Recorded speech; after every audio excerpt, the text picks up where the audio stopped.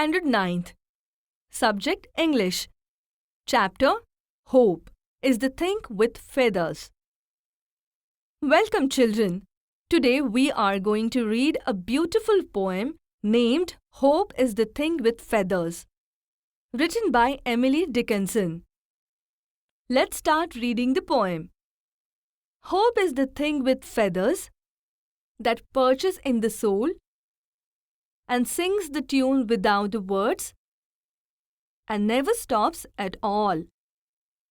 In the above 4 lines, the poet is talking about hope as if the hope is a bird which has feathers and alights in the soul and sings the tunes without the words.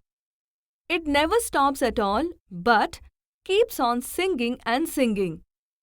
Coming to the next 4 lines, the poet says, "And sweetest in the gale is heard, and sore must be the storm that could abash the little bird that kept so many warm."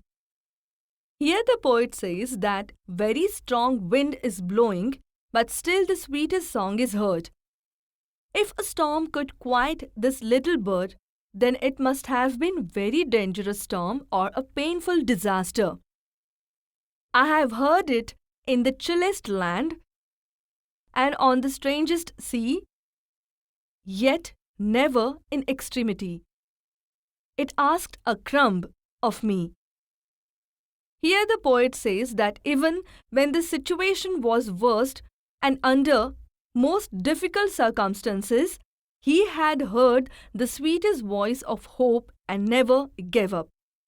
It means that when your hope is alive, you can surely overcome the most difficult situation in your life.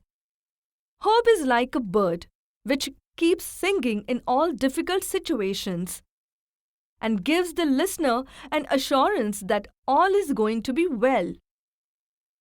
This bird boosts your morale. It does not ask for anything in return. That is why the poet says, "Yet never in extremity. It asked a crumb of me." So children, let's revise meanings of difficult words from the poem. Perches, alights, roosts. A bird sits on the branch, holding it in his claws. That is known as perching. Gale, very strong wind. Sore, causing great pain. Abash, make uneasy, make it keep quiet.